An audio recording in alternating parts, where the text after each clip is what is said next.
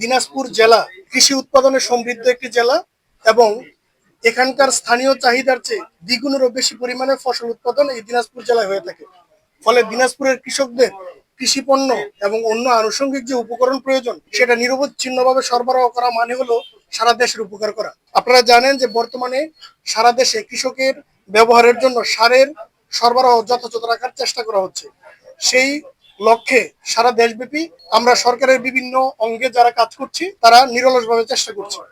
আমরা একটি গোয়েন্দা তথ্য পাই যে এখানে একটি হাস্কিং মিলে অননুমোদিতভাবে কিছু সার রাখা হয়েছে, যেখানে সার রাখার কোনো কথাই নেই বা কোনো অনুমোদন নাই। এখানে সরেজমিন এসে দেখা যায় যে ডিএপি সার 47 বস্তা এবং ইউরিয়া সার 170 বস্তা রাখা আছে।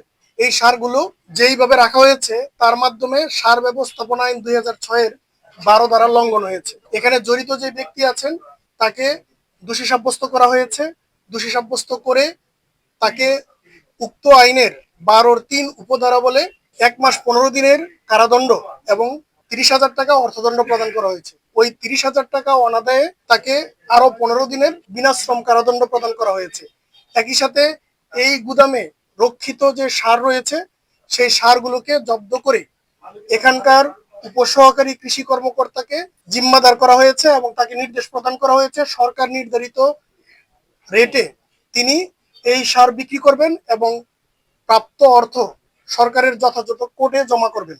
এর মাঝখানে যেন সরকারি সম্পদের নিরাপত্তা বিঘ্নিত না হয় সেজন্য এখানকার কোতোয়ালি থানার ভারপ্রাপ্ত কর্মকর্তাকে নির্দেশ প্রদান করা হলো পর্যাপ্ত পরিমাণে আইন শৃঙ্খলা রক্ষাকারী বাহিনীর মাধ্যমে এখানকার নিরাপত্তা বিধান করার জন্য। আমরা সবসময় মনিটরিং এর আওতায় আছি। তথ্য যে পাওয়া এটা মনিটরিং এর অংশ। আমরা এই দেশের জনগণ এবং অন্যান্য স্টেক হোল্ডারদেরকে সজাগ করেছি যাতে আমরা তড়িৎ গতিতে তথ্য পেয়ে যাই। আপনারা নিশ্চয়ই জানেন যে দুদিন আগেও আমরা একটা চমৎকার অভিযান পরিচালনা করেছি। এই দেশের কৃষক বাঁচলে এই দেশ বাঁচবে।